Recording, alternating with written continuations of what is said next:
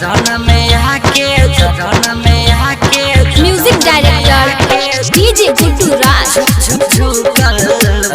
चरण में आके अभी आप सुन रहे हैं मैथिली स्टेशन से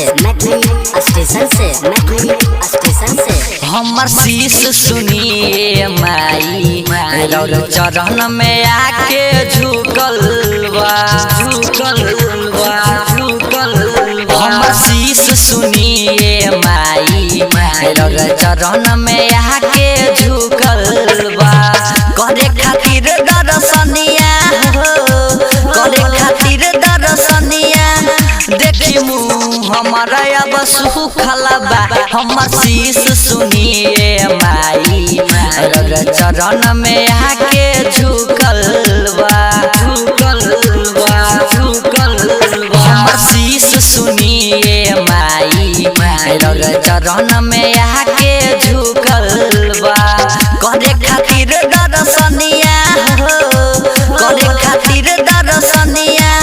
देखी मुँह हमारा अब सुखल बा हमर शीश सुनिए माई रौर चरण में आके झुकल बा म्यूजिक डायरेक्टर डीजे गुड्डू राज चरण में आके झुकल बा पीएसटी मनोरंजन फिल्म्स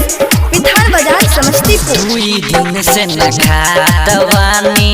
पियत नहीं खे पानी हो दई दाना भौजी के ललनमा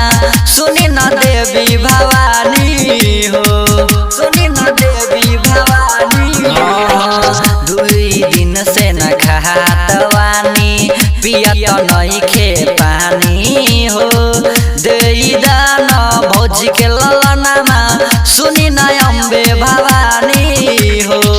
राउर दुआरिया आवे खातिर राउर दुआरिया आवे खातिर भौजी भी भैया से रूठल बा हमर शीश सुनिए माई रौर चरण में आके झुकल बा म्यूजिक डायरेक्टर डीजे गुड्डू राज चरण में आके झुकल बा अभी आप सुन रहे हैं मैथिली स्टेशन से राइटर रुनया नहार के मैया रौए कहौए आस हो अस्तो सब पिंटू के सुनी न मैया रौए पे हौए विश्वास हो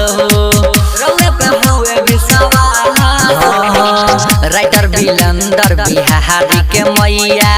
रौए पे हौए आस हो अस्तो सब पिंटू के सुनी न मैया रौए पे हौए विश्वास हो गणेश राज पुजारी बन के गणेश राज पुजारी बन के कई दिन से होता भूखल बा हमर शीश सुनिए माई रौर चरण में आके झुकल बा पीएसटी मनोरंजन फिल्म्स विधान बाजार समस्तीपुर।